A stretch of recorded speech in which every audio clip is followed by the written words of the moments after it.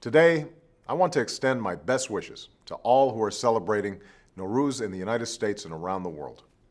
On this New Year's celebration, friends and family have a unique opportunity to reflect on the year gone by, to celebrate their time together, and to share in their hopes for the future. 1 year ago, I chose this occasion to speak directly to the people and leaders of the Islamic Republic of Iran, and to offer a new chapter of engagement on the basis of mutual interests and mutual respect. I did so with no illusions. For 3 decades, the United States and Iran have been alienated from one another. Iran's leaders have sought their own legitimacy through hostility to America, and we continue to have serious differences on many issues. I said last year that the choice for a better future was in the hands of Iran's leaders. That remains true today. Together with the international community, the United States acknowledges your right to peaceful nuclear energy. We insist only that you adhere to the same responsibilities that apply to other nations. We're familiar with your grievances from the past. We have our own grievances as well, but we are prepared to move forward. We know what you're against. Now tell us what you're for. For reasons known only to them, the leaders of Iran have shown themselves unable to answer that question. They've refused good faith proposals from the international community. They have turned their backs on a pathway that would bring more opportunity to all Iranians and allow a great civilization to take its rightful place in the community of nations.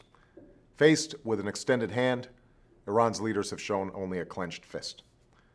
Last June, the world watched with admiration as Iranians sought to exercise their universal right to be heard. But tragically, the aspirations of the Iranian people were also met with a clenched fist. As people marching silently were beaten with batons, political prisoners were rounded up and abused, absurd and false accusations were leveled against the United States and the West, and people everywhere were horrified by the video of a young woman killed in the street. The United States does not meddle in Iran's internal affairs.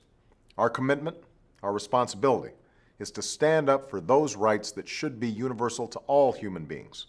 That includes the right to speak freely, to assemble without fear, the right to the equal administration of justice, and to express your views without facing retribution against you or your families.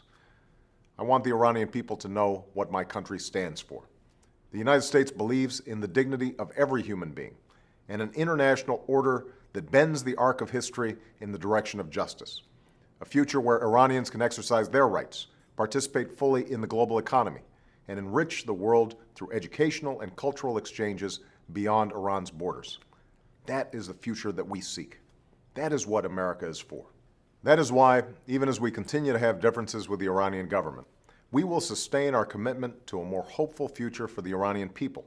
For instance, by increasing opportunities for educational exchanges so that Iranian students can come to our colleges and universities, and through our efforts to ensure that Iranians can have access to the software and internet technologies that will enable them to communicate with each other and with the world without fear of censorship.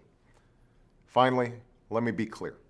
We are working with the international community to hold the Iranian government accountable because they refuse to live up to their international obligations. But our offer of comprehensive diplomatic contacts and dialogue stands.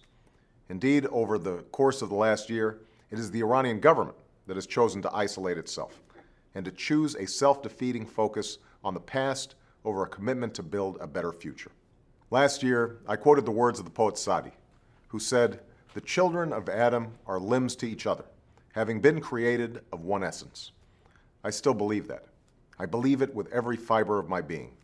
And even as we have differences, the Iranian government continues to have the choice to pursue a better future and to meet its international responsibilities while respecting the dignity and fundamental human rights of its own people. Thank you, and Eid e Shoma Mubarak.